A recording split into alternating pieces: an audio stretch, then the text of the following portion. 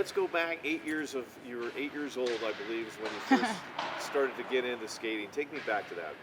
Yeah, What do I you guess remember my earliest memories were probably growing up skating in my driveway, just up and down the driveway in my little plastic skates that would attach to my shoes. So, yeah, I don't know, probably maybe even younger than 8, just doing that. And then I started hanging out at the skating rink with my friends, not even thinking about the sport of it, just skating because that was what I enjoyed doing. And then when I was 10 is when I got into speed skating on wheels. And yeah, roller speed skating from there. What did you love about that? I just loved going fast because even before that, when I was just hanging out at the open sessions, I was the one getting in trouble for skating too fast. So yeah, I just always loved it. Wait, you got in trouble going too fast, huh? They're like, Oh slow yeah, at down? the open sessions, yeah, because then everyone's just there with their kids and everything. So from Florida and up in the Pacific Northwest, that seems to be such a big transition for short track speed skaters and long track. We've Right. seen such success from a lot of athletes. How did that help your transition, from inline to the ice, basically? Yeah, well, I mean, they're both types of skating, obviously, but I was really surprised at how different they were. Like, my first steps on the ice, there's a video of it, and it's just terrible. Like, I wasn't expecting it to be that hard, so I don't know. I guess the familiarity of having so many other inliners to kind of like follow in their footsteps really helped me out. Because, I was moving from Florida to Utah, and it's a really big change, but I was lucky enough to have so many people here who I already knew and could just kind of like fall in with that group, and they were helping me out and being really good mentors. So yeah, that was really fortunate. And yeah, from there, I was just taking the time to get humbled out here and yeah, let all the little kids show me up on the ice, but yeah, learning from them along the way too. And that humbleness helps along the way, right? Oh, for sure, yeah. What's the story? I think I saw it on your Instagram at one point. Waffle House, you met a coach there, or was that? Oh, right, yeah. It's I was saying that I owe my career to Waffle House. Yeah, that was just the hangout spot when I was a kid. My mom and my aunt, we would all hang out there and just, yeah, multiple days a week. It was just where we would spend our evenings and sometimes mornings, but yeah, and then my mom was a pharmacy tech at Walgreens back then, and she had met this woman, Renee, at the pharmacy, and then they recognized each other when they were both at at Waffle House one day, and they just started chit-chatting, and yeah, it turns out the woman is a speed skating coach, and then my mom explained how her daughter loved to skate and loved to go fast, so then, yeah, the connection came from there. Crazy how things happen like that. Taking me back to Pyeongchang, that was the first Olympic team you make. Yep.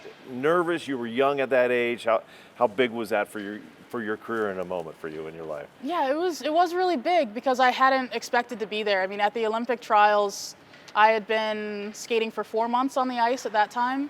And I didn't even tell my dad or like any of my family members that I was going to the Olympic trials because for me, it was just a competition, It was the only place I had skated other than Salt Lake City.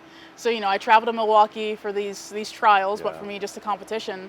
And, somehow I qualified for the team. So then that was a funny story to like call my dad and say, hey, like, you don't know anything about this, but do you want to go to the Olympics with me? So yeah, it was a big surprise. So I didn't have much pressure going into it because, I wasn't expected to go out there and do anything crazy, but I was happy to be there, and getting the experience was really awesome. That had to be a fun call to dad, though. That had to be a good little moment there. and then fast forward to 2022, things are ramping up in your life, in your career. You're doing well. The gold medal, I know you've talked about it a ton. Just how special of a moment as you look back at that Olympics and that moment there for you. Yeah, I mean, it's still hard to like put all the different feelings into words, I guess. It was, I don't know, there were a lot of tears, a lot of hugging with all my teammates and my coaches and all the staff. It was just, I don't know, a really magical moment. It was really, we were all super happy, and there was a lot of relief, just with the ups and the downs of that season. Yeah, just an all around really great feeling. Just feeling really proud, really honored to be there. Yeah. And I guess with that in mind, just how is the pride factor, just representing the U.S. and not just Utah and Florida, but the whole country like that? Yeah, it's amazing. It's like it's a weight, but the best kind of weight, if that makes sense. It's like, okay, let's do this for the country. Let's do this to, make everyone back at home smile and stuff like that. Yeah. To get to that point, though, it's a lot of work. It's a lot of training. Mm-hmm. How hard is it to even become not even a gold medalist, but an Olympic athlete? Yeah, we were actually just talking about this last week about it takes a special kind of person to want to do what we do, just because it's so hard, and it's just, I don't know, it takes a lot of commitment and perseverance and sacrifice and things like that. But then that makes it even sweeter when, you get to do what you love. So. Yesterday we were talking to some of your teammates, and they were just talking about bragging you up about just your care for the rest of the team and for Team USA. And I got to say, this is a loaded team right now. You got to tell me about the whole aspect, the whole team right now. It's looking good right now. Yeah, it's really exciting. We have a lot of talent. I can't even say coming up, like they're already there. We have a lot of talent that are, they're really making waves out on the World Cup circuit. So it's been really exciting to see. And it's exciting. It's really cool. And you are now one of the veterans on this team. Another one being Brittany. What has she meant to Team USA and to you? Yeah, Brittany's an amazing leader for the team. She's been a mentor to me since I was 10 because we're from the same city back in Florida. So I grew up looking up to her and seeing her being just like this amazing athlete, this amazing inline skater. She was a world champion back then, and then I was just this little kid who started out roller skating. So I was like, oh, this really awesome girl, like she skates on my team. That's super cool. So yeah, I've looked up to Brittany since I was a kid, and she's always just been the best example of everything good, just a really good mentor to have.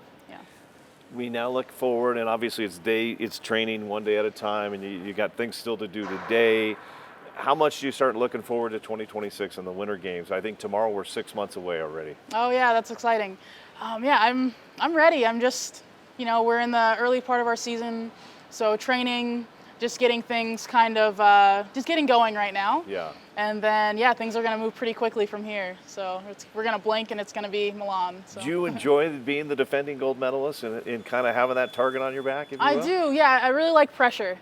Yeah, I think pressure kind of helps push me to, to what I need to do because I'm kind of a really relaxed person. So yeah, the pressure kind of amps me up a little bit. Where'd you get that from? Was that just your whole life? You've kind of... As far as I remember, I've just been, pretty chill. I love it. In Italy, what do you know about Italy? I've been to Italy quite a few times for inline competitions. I have been to Milan once. I was there for the 1 year out features they were doing. Okay. But yeah, I love Italy, love the food, love the people, the language. Yeah, super exciting. Favorite food there, you think? Favorite food? I mean, I can't even name one favorite food because where was I? I just went on some trip and it seemed like every meal I wanted Italian. Yeah. So yeah, I just love all sorts of Italian food. Let's see, if I had to pick one, be between like lasagna and pizza. Okay. Yeah, you can't go wrong with either of those Yeah. ones. That's good. It's good eating there. The blades, obviously, to get to your level, you've got to work hard. You've got to be athletic, strong, mentally, physically. But we hear a lot about the blades. How important are having the right set of blades down there? Oh yeah, the blades are really important. Everyone has their own preferences about the type of blades and the length and how they want them sharpened or not sharpened. And yeah, it's all just personal preference, but the blades are really important. When you are flying by on the ice, what is going through your mind? Ooh, mostly sit low. Yeah, coming from inlines, I was able to cheat the technique a little bit and still go pretty fast. But with ice, you really have to be, super locked into your technique and doing everything just right.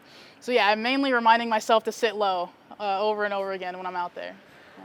I don't know whether you like it or not, but you have become a star in the U.S., a role model to many. I guess just what would be some of your advice to some young athletes out there that look up to you and watch you and root for you? I mean, what would be some words of wisdom that you would pass on to them? Yeah, I would say, don't be afraid to, go out there and shoot for your goals, right? Because sometimes your goals can seem, really big and intimidating if you think about them just at just the end goal. Yeah. But if you kind of break it down into these little steps, it makes things a lot easier. So just taking that first step to kind of reach your goals. Growing up, you were a product of the inline skating world. Take me back. Yeah. What did you love about that inline skating? I just loved the racing and the competition. And yeah, I just loved to go fast as a kid. So just everything about it. I loved pushing my limits and the endurance aspect of it all. And you don't like to lose either. No, definitely not. Where did that come about? Since I was a kid, ever since I could remember, losing really irked me. Yeah. You don't want to lose to anyone. No. In Patterson's West, was that the first kind of place inline skating world where you started there? Yeah, I started at Tiffany's in Puyallup. Okay. When I was 6. Yeah, I started roller skating there during sessions and stuff, and then the owner of the rink, Dennis King, saw me skating around and was like, "You want to try speed skating?" And I just took off with it. I loved it so much. And then eventually I found myself in Federway at Patteson's West, and I was on the team ever since then. I see Dennis from time to time, so Yeah. I will definitely say hi to him for you. He's like a city council member now. But Yeah, he's doing well. Yeah. What do you grew up there in the Pacific Northwest. What do you think? Why is that such a hotbed, you think, for short track speed skating? Well, I think Coach Lee, who runs the Puget Sound Club, really does a good job at finding kids and getting them to skate and teaching them the skills of speed skating. So a lot of us, like on the national team, Marcus and I are both from Puget Sound, and I think Coach Lee does a great job at developing kids there. And when you're a kid, you see some of the other ones, probably like JR and Erin Yeah, ahead of you exactly. and all that. JR is a really big influence on my life. I'm really close with him and his wife Andrea and their son Damien, and he's a really good role model for me, and I look up to him a lot. What do you think he's taught you, that JR has taught you, that's kind of stuck with you, or still, that you take with you to training? Well, I lived with them for a year, so a lot of the times I would talk with him at dinner at the house, just like about things that were bothering me at practice, like what's going well, what's going bad, and he would really give his experience to me, and I kind of took that knowledge and started applying it to skating. I think he really had a influence on my major jump I've had over the past couple of years. Just doing every practice with intention and doing all the things that I can, like not skipping anything, or just sometimes I would skip something in training because I was dying out there. It was really hard, and JR really taught me do everything with intention, and don't have any regrets that day in training. Do everything you can possible, and that's really made me a lot stronger. And he's also, gave me his advice in racing and stuff, like what he wished he would have done in races and what he did do and when things went well. And I really carry those things with me to competition and in training. You mentioned dying in training. I think Greg showed us a picture of you guys going up the Alpine ski. Oh yeah, that one hurts. I mean, how tough is that stuff? It's hard, yeah. I mean, we just go up it for an hour, just up and down 1 hour straight. And your heart rate's 170, 180 going up that thing, and it's really difficult. But just kind of like what JR told me, it's only an hour long. You can push yourself for an hour. Just do it, Yeah. But those are the little things that people don't see. We see you just on the ice, and that's incredible. Yeah. You mentioned the major jump. I want to get to that in a sec, but I do want to talk about 2022. You make the U.S. Olympic team. What was that like competing in the Olympics there? Yeah, I mean, I was pretty young, and it was new and fresh, and I didn't really know anything about what the atmosphere would be like, especially during COVID. There was no audience or anything, so I think it was a really good experience for me to go into Milan now that I'm a lot more competitive than I was back then. To have that experience. But again, Milan's going to be so different than Beijing was without COVID.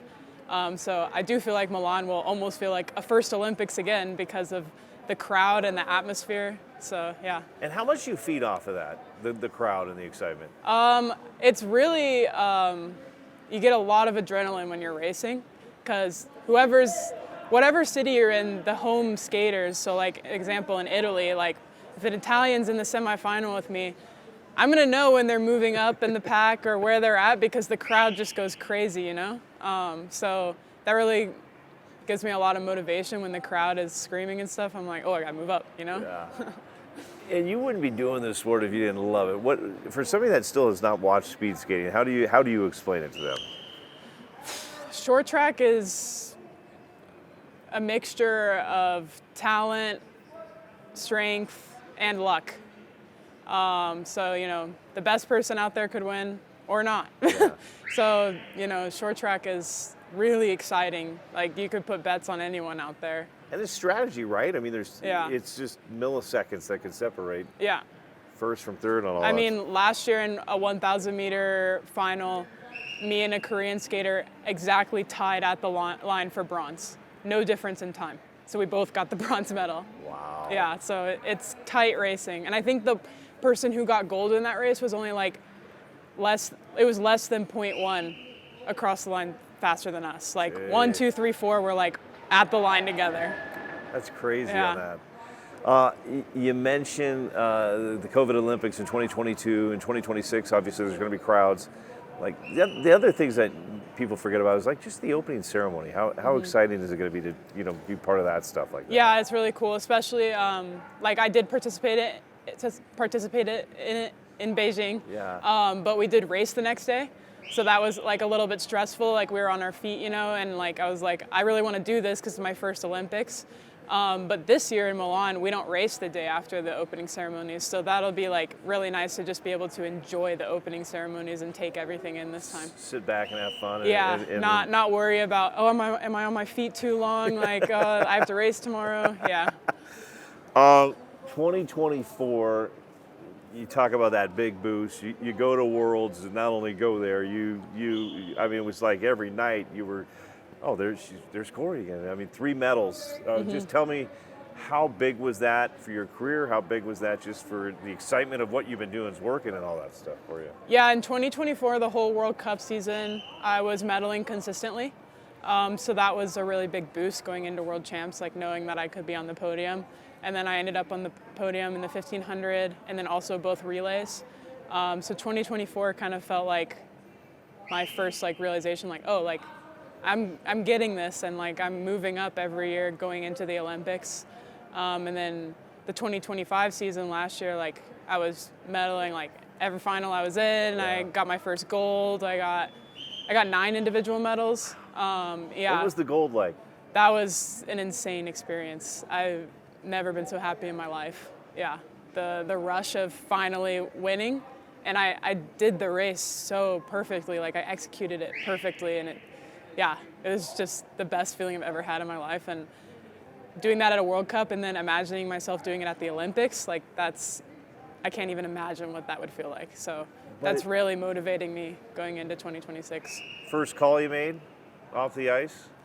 First call? Did you make a call to anybody? Well, I had the 500 meter 20 minutes after. Oh, so you couldn't really take time. Yeah, but I did call my boyfriend after the day had ended, and he actually saw that because he lives in Europe, so the time zone was a lot different.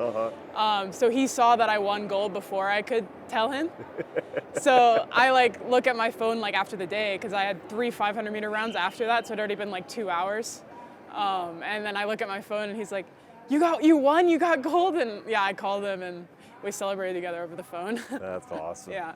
You may have answered it already with kind of what JR's kind of talked to you about, but what do you think has been a key for you in 24 to 25 to now hopefully moving forward to 26? What's kind of been a key to your success, you think? Well, having my teammate Kristen Santos with me out there in training, like she's ranked #1 in the world right now. I'm ranked #3. So we both push each other really hard in training. Like we're competitive with each other, but we're also best friends. So I think seeing her with her success first kind of like showed me that I could do it too. And now like together we're just like unstoppable. We're training with the boys every day and making them really work for it in training, make sure we don't beat them, and sometimes we do. So yeah, I think she's been a really big key to my success. And also Steve Goff, my coach, he came into our team the year of the games in 2022, and every season since he's been our coach, I've just been improving like huge jumps every season. So I really believe in his training program and what it's doing for me and Kristen. Yeah. Kristen, what makes her so special as a speed skater? She works really hard. Yeah. And that's motivating to me because it shows me how hard I should work. She's an animal out there, and she never gives up, and she's training super hard all the time. And yeah, I mean, we've seen her progression over the years too, like all the years that she was on the World Cup circuit, and then all of a sudden she started making A finals, and then she started medaling, and then she was almost a medal in Beijing, and then she came back. And yeah, like just seeing her progress has also been helping my progress. And now we're fighting with each other out there for practice wins, and yeah. Iron sharpens iron out there, right? Yeah, exactly. And it's nice to have a teammate out there too during the races. Like knowing someone's got your back and I've got hers, and not going to take each other out, and we're hoping to go 1 and 2. And that, in the end, is good for you, it's good for her, and it's good for Team USA, right? Exactly, I mean, yeah. It's making this team a pretty tough team to compete against right now. Yeah, I mean, we have 2 of the top 3 girls in the world, and I only missed 2nd overall last year by 2 points, so almost 1 and 2 in the world. Yeah.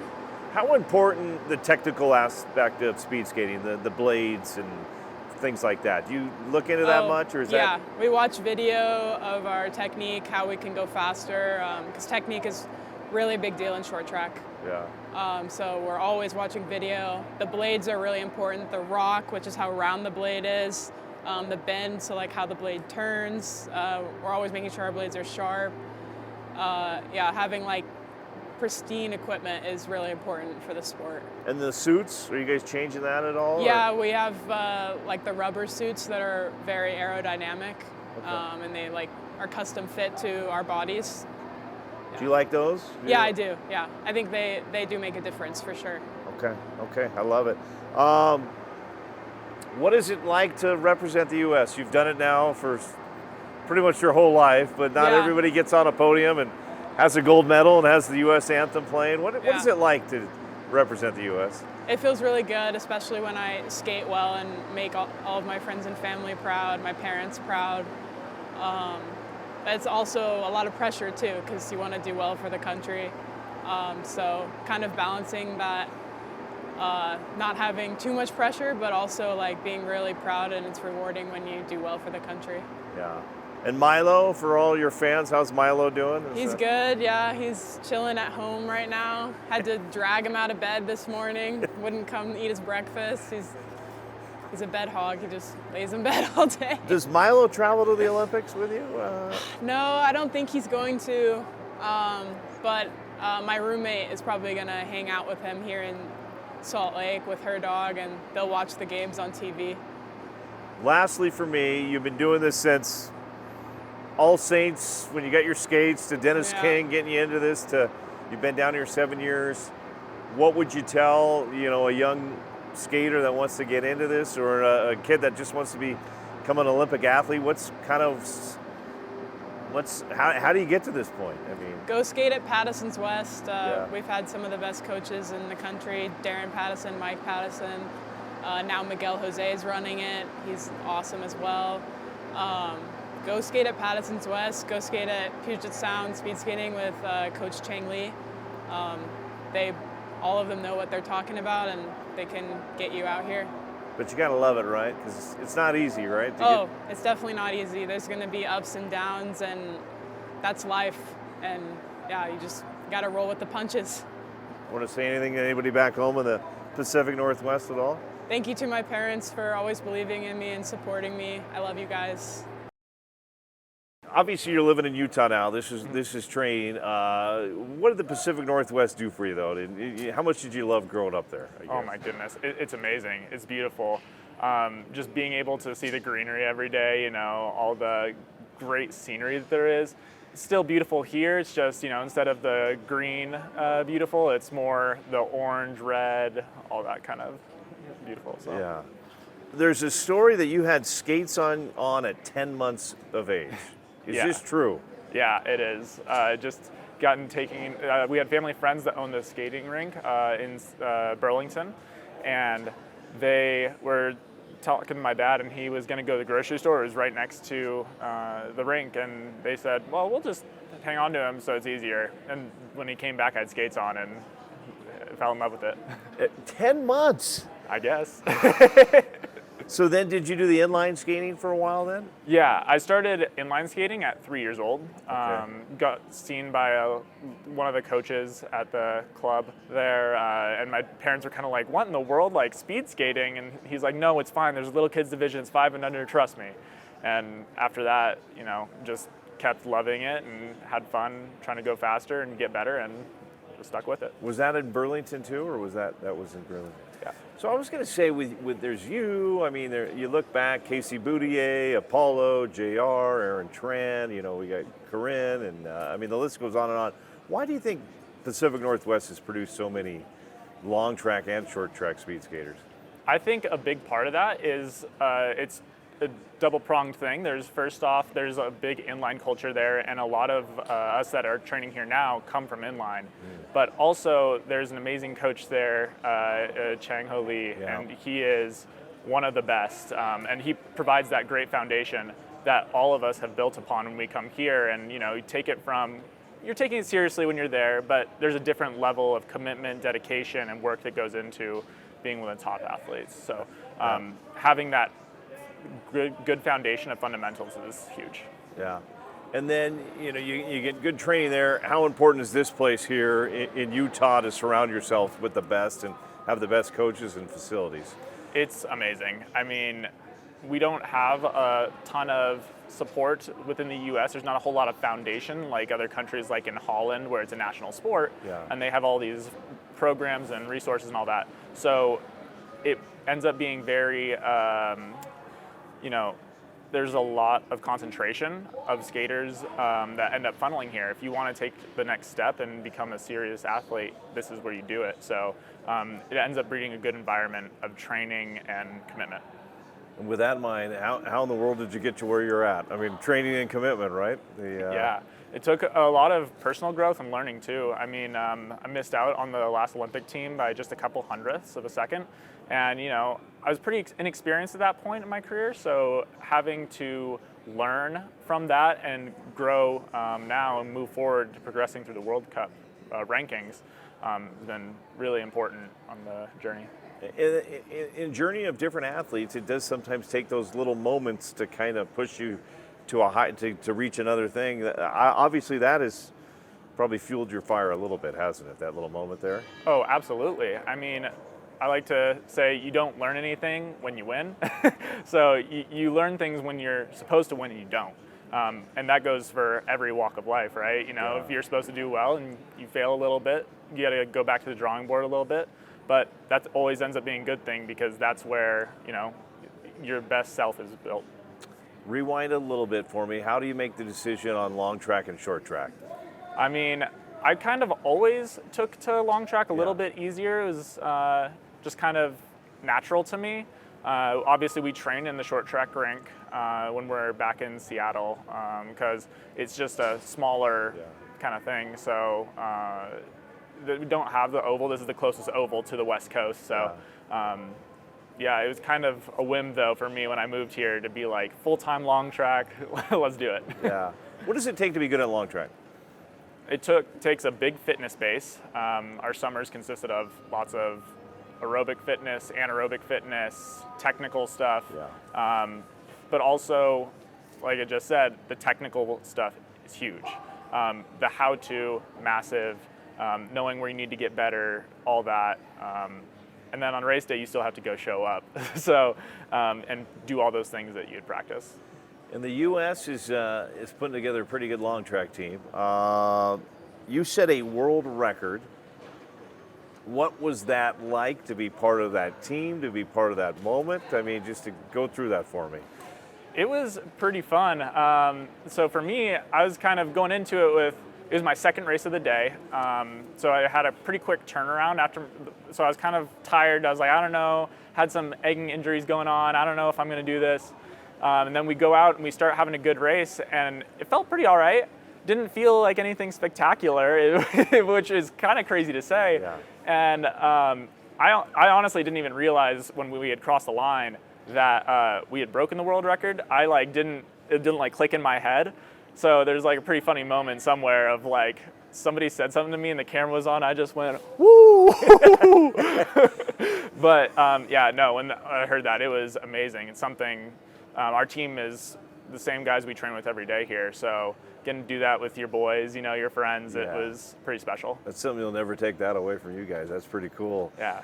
And that's all obviously got to be okay, we can compete against the best, obviously. When you see things like that, results like that, right? I mean, anything's possible, right, with this team? Yeah, absolutely. I mean, we're very confident in ourselves, and we've done well across the past couple of years. So to have that culminate in a world record moment was pretty awesome. In sports, there's ups and downs. You've had to deal with broken arms. You had a bike accident you've got through.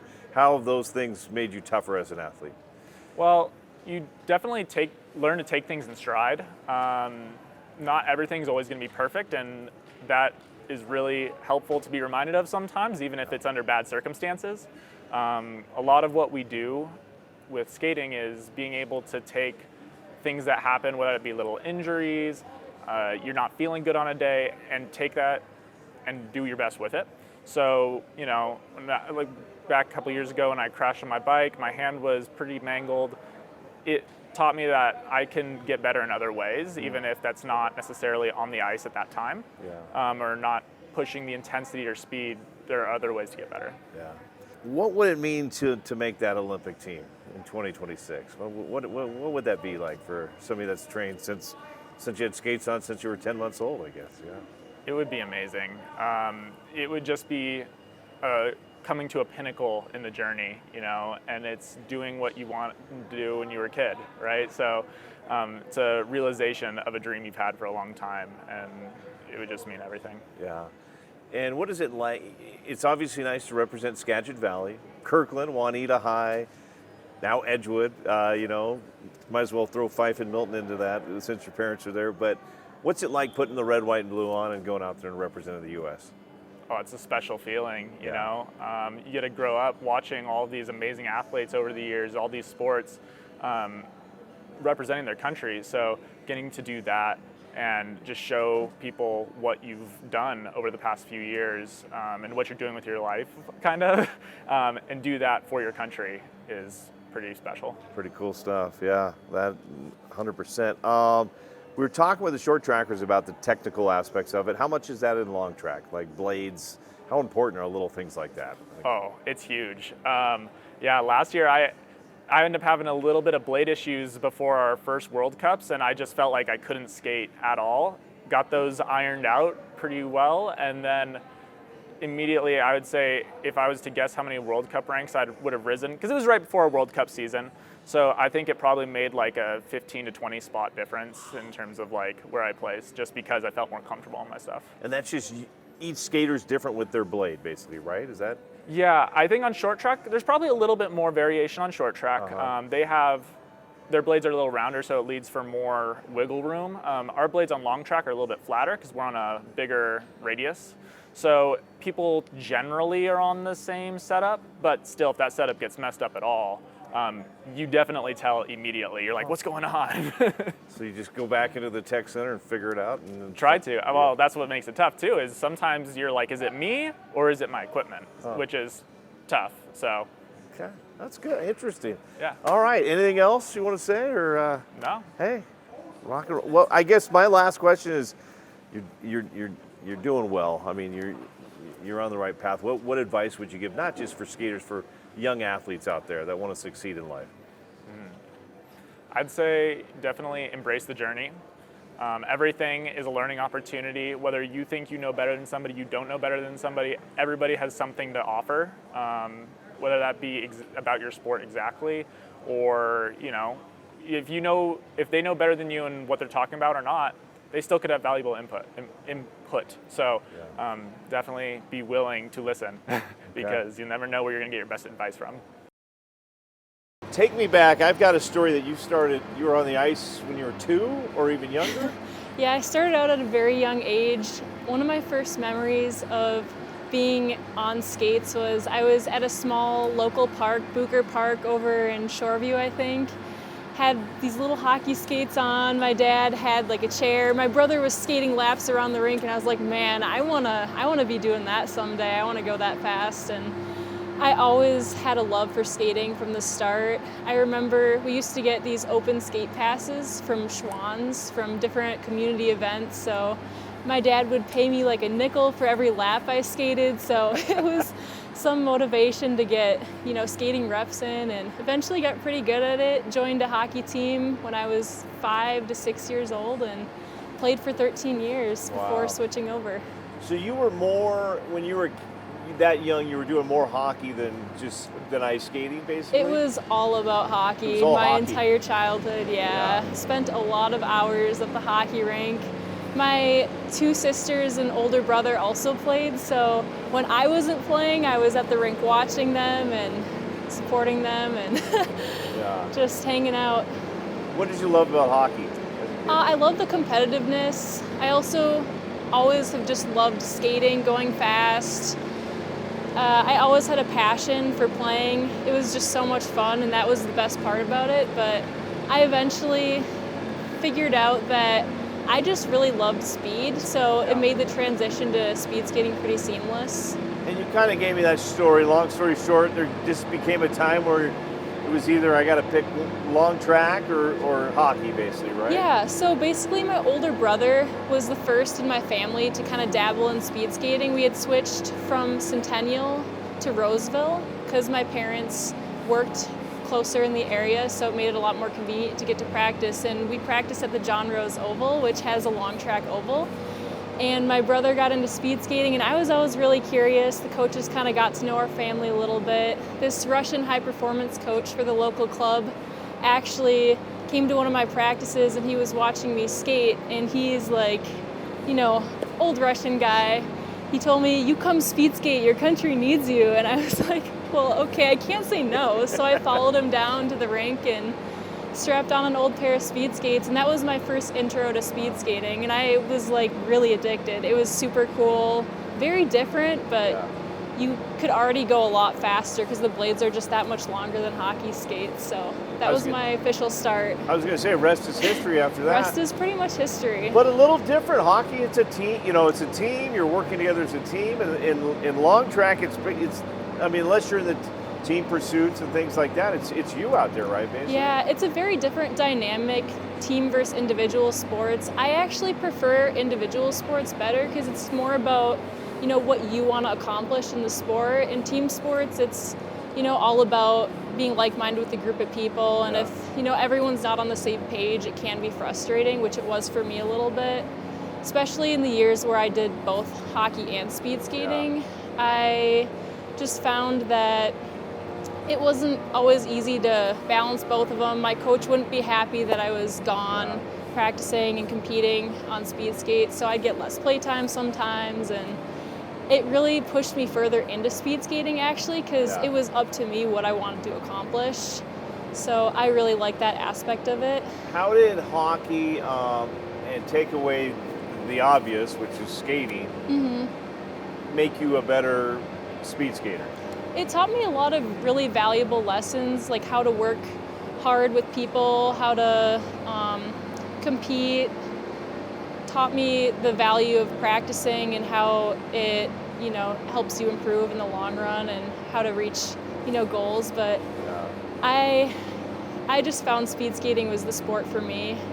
I loved the aggressiveness of hockey, but I loved going fast out on this track even more. So I know the state of Colorado would like to claim they're the #1 winter Olympic sport, but I think Minnesota could claim it as well. Yeah, we have a lot of good athletes coming out of our state. How much pride do you got? I mean, you're representing the U.S., but let's start with Minnesota. How much pride do you have just representing that great state? Oh, so much. I love Minnesota, and I'm really proud to call it my home. Just the community there, and everyone supports each other. It's like a feeling like no other. It's not the same out here in Utah. I definitely miss being home and just having the people around me that I do. And with that, then moving forward on the international stage, putting on the red, white, and blue, what's it like representing the U.S. out there? It's such an honor. I absolutely love it. It's my favorite thing to do. I feel very blessed to be competing with the flag on my back. It's truly special.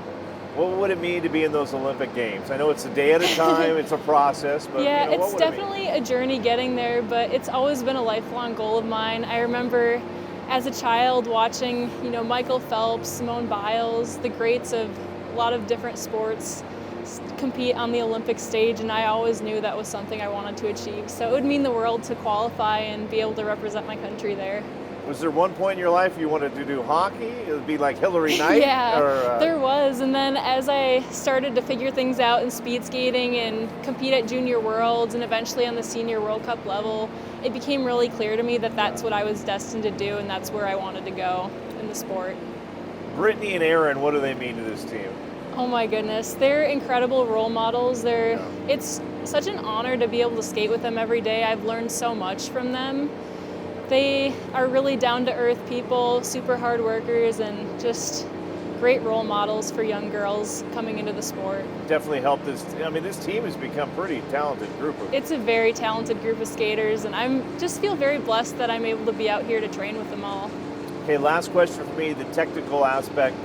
You're a great athlete, you know, you've got history, you put in the work, but it's little things like you gotta have, your blades have to be perfect, right, and all that stuff? Yeah, the little things make the biggest difference in this sport. It's all about skating as efficiently and as effectively as possible, putting pressure down in the right way on the ice, having your blades set up in a manner where they track the corners correctly, where they're touching the ice just enough to get the optimal amount of pressure down so you don't dump speed. Yeah. It's a very fine art, and I'm still learning, and the more you clean up technically, the faster you go, so I love it's it. very rewarding. Well, I want to go back. Where did you grow up in Minnesota? What was the? I grew up in Wiper Lake, Minnesota. Okay. So it was right next to a nice big lake, which is really cool. Would freeze over the winter time, right? yeah. So that's where. Take me back. Is that where you learned to skate? Yeah, my grandma's house is right on the lake, and so I'd always like go over there, and then you like walk down, and we'd always like skate on the lake because it'd freeze over, which was super cool, and you could see like all the way through, which was you could see all like the fish, and it was super cool. How old were you when you were doing this? I feel like I started like maybe there's a picture of me have like the buck teeth, like the huge gloves on, like can't bend my knees. I think I was like probably like 6 or 7. Wow. And then there's an outdoor rink at the John Rose Oval, and that's when I feel like started skating. What did you love about skating? Honestly, I just like going fast. I know it's like a very cliche like answer, but like going fast, and it was like fun to do something like outside in the winter, and I really liked my team too. It was kind of just like, I don't know if I can swear on here, but Yeah, you can do whatever you it want. was kind of badass. Like it was just like super cold. Like we were all just like suffering outside, but it was like fun because it was like, yeah, it was like always snowing and stuff. It was like very like outdoorsy, which was really fun. So outdoorsy, badass. You're having fun, but it takes work to get good to your level, right? Yeah, that's true. I feel like a big thing was like changing from it like being like a fun hobby to like trying to make it like professional. Like that was like a big change for me, like moving out here, because. Do you remember the first like time you dreamed about an Olympic? Did you have an Olympic dream? Was that ever a moment in your life? Or? I've had the Olympic rings. Like I cut them out. I think when I was probably like, I don't know, like 13, and they've been like above my bed since then. Wow. Yeah, I've had a picture of Brittany, like for the longest time. So moving out here and like seeing her, I was like, oh my God. Yeah. What's so special about Brittany? What I mean, and you obviously you train with her now. Yeah, I mean, she's just like, I would say the ideal role model. Like she works so hard and she wants like the best for everyone, super determined, super disciplined. Like I'd say someone who's like a leader, like really rises everyone up. It's kind of like the rising tide. So yeah. So with that in mind, I would say she's been huge for this development of Team USA and long track. Yeah, I feel like she's been someone I've looked up to for forever, and then working alongside her, I look up to her even more now. Yeah. Like now that I get to know her a little better. You have those Olympic rings over your bed. What was it like when you made the team? Oh, it was crazy. I mean, it's almost been 4 years and I still don't like really believe it that it happened. So I think it's kind of like a shock. I think this time it's like, it'll be different. I feel like it'll be more like real in my mind. Yeah, what was it like? I mean, and it's going to be different a little bit too with the no crowds, right? Yeah, it was a really weird experience. Honestly, especially for me, I've never made a World Cup before that. So that was my first like international big race, and it was the Olympics. So it was like really extreme. And then there's COVID. So it was like definitely like a lot to take on, but it was super cool. Yeah. What can you take from that to this next experience and getting ready for it now? I feel like the pressure, to be honest, I feel like that was like a very pressure cookie like situation. So I feel like I've like learned to like kind of like the second time around, it does feel different. It's like, okay, like I know what to expect in Milwaukee. Like you're gonna have to show up and you're gonna have to perform that day, and yeah, you're gonna have to give it your all. So training so far, everything's going good health-wise for you and everything right now? Yeah, I broke my foot last year, so that's always like kind of a little bit, because I rolled it again like a month ago or something. So just trying to like make sure you don't get like any big injuries. But yeah, so far everything's going really well. So far, everything's been going good. Yeah. And you're back on the ice tomorrow morning, right? Is that or Yes, yeah. tomorrow morning on the okay. And then what disciplines are you working on right now? The 3K, the mass start, and then the team pursuit. I think the Okay. girls, yeah, team pursuit is probably like my biggest. Take me through the team pursuit. How does that work? Okay, so there's 3 people, and the most effective way is if you're in the same order, and then you push the person in front of you, and the last person is the last time across the line. So you have to make sure everyone finishes like at the same time. So it's definitely the hardest race. Like it's like strategy, and then you have to push, and then it's like teamwork, and it's like you're trying to go as fast as you can. So for 6 laps. So yeah. There's a lot to do. There's a lot to do, but I would say it's the most gratifying too, because it's like with people, you know, it's like with your teammates, you can accomplish like so much more. Yeah. Yeah. You have the USA there across. What is it like? I mean, you've been doing it for a while now, but what is it like to get up on a podium, to go to an event and represent the USA? I mean, I feel like honored. Yeah, for sure. It's like when they like raise the flag every time. It's like, it's super cool. I think I've been on the podium for the team pursuit for sure, and I feel like that's also super cool because like, you know, you like hug your 2 girls, and like, yeah, it definitely means a lot. Yeah. It's the best country to represent. So America. I love it. Yeah. Did you have to go? Greg had pictures of you guys climbing the alpine ski jump. Oh yeah. The dry land at QOP. Yes, yeah. How hard was that? Oh, it's really hard.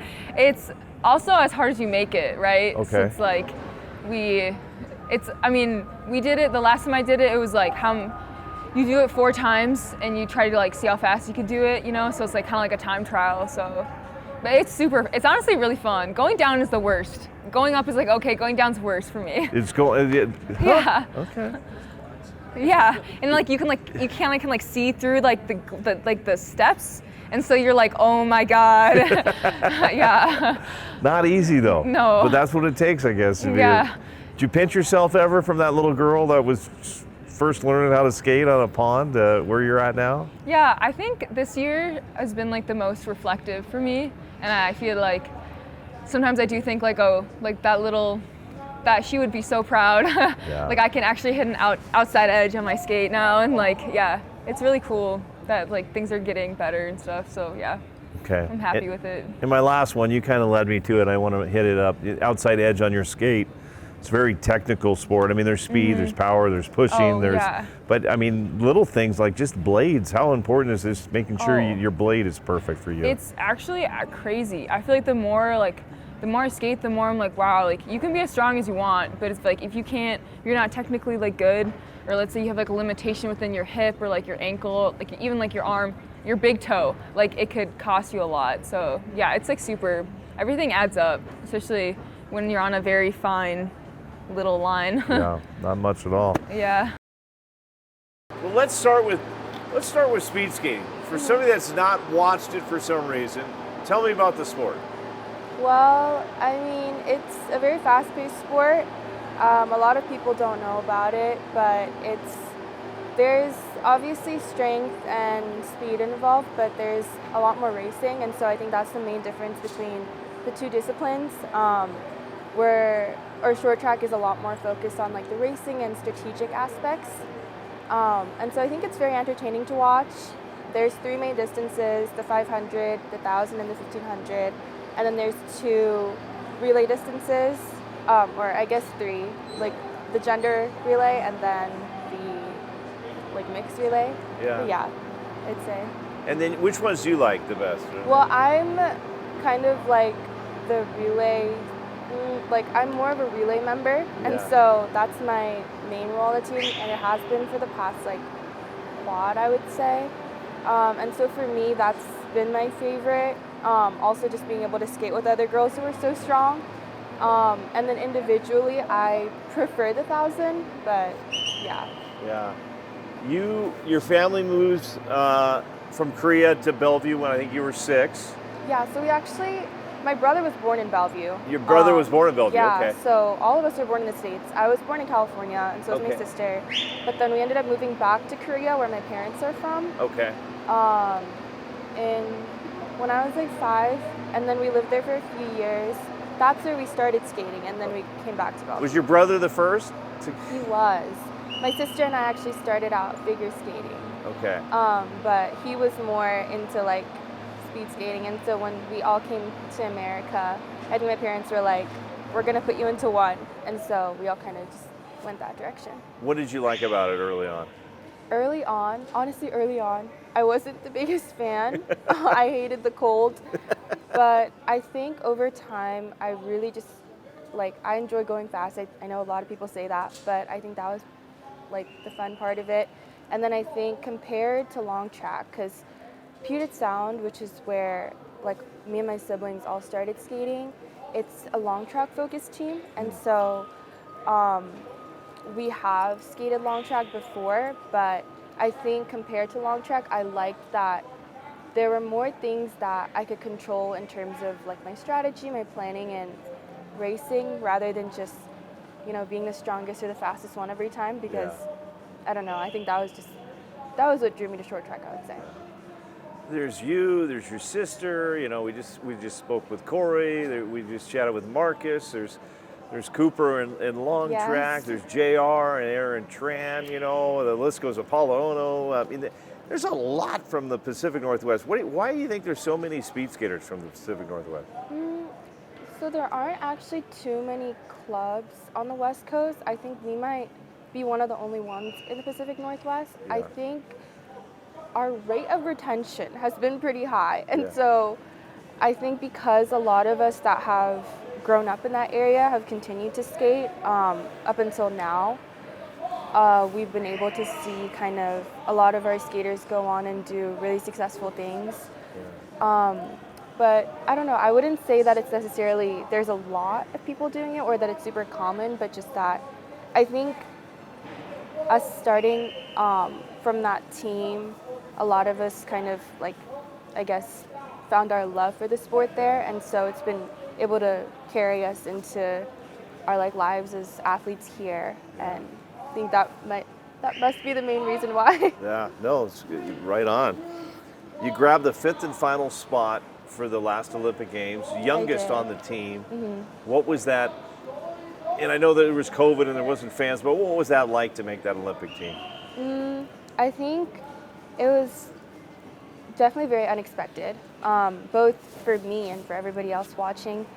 But obviously it was like a huge, I was like so grateful for the experience. It was incredible to like go through, and then also to kind of get to know all the other girls while I was doing it.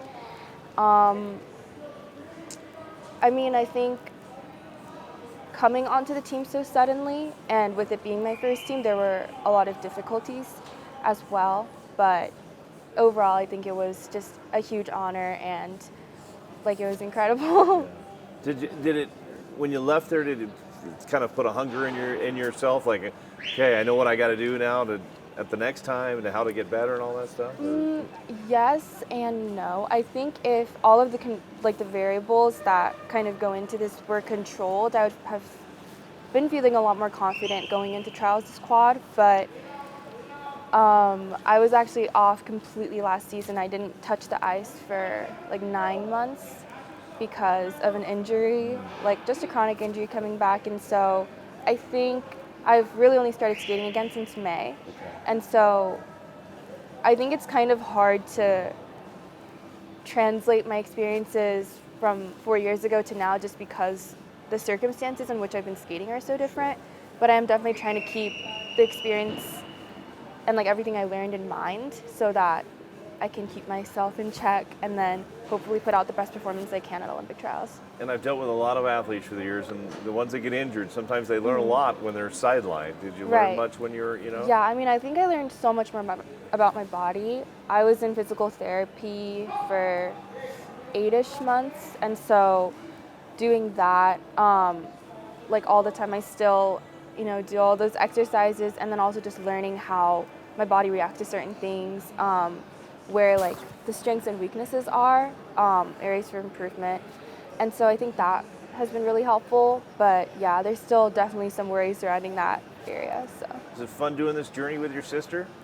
100%. I mean, we weren't sure at all if she was even going to be able to make it out here this summer, just because like she had to request leave from her school, and the protocols that they follow are quite different from like, you know, Duke or anywhere else. And so we weren't entirely sure if she would be able to make it out here, but thankfully she is, and she's been doing incredibly well, and I'm so proud of her. What would it mean for you to make a second Olympic team? I mean, I think it's just everything that I could like ever dream of. It's truly like, I think last Olympic trials, it wasn't even really something that I could even like hope for, just because I did not think I had a shot. But then this time, I think building up to this trials, having prepared, been out with the team for so many seasons, and having become a part of the team like more so than last time, I think it would just mean a lot more to me personally. In terms of representing like the US and everything, it's still just as much of an honor and so incredible. But yeah, I think to me personally it would mean a lot more this time. And I got to get you to practice. I'm going to ask one more real Yes. quickly. You talk about this team. This U.S. team is loaded right now. Mm-hmm. What is it like? How much do Corey and Santos they push? Yes. They push you. Yeah, I mean, they're just such incredible and hardworking skaters. I think from them there's so much to learn in terms of just like skating, but also like all these character traits that they have. That's what makes them such good skaters, and you can see that on the ice. And so it's definitely like kind of crazy to think about how we have two of the best girls in the world skating on ice with us all the time. But yeah, I mean, they're also just, they're so down to earth, and they're very, I don't know, they've always been like a great like presence for me these past few years. So it's been good, I would say.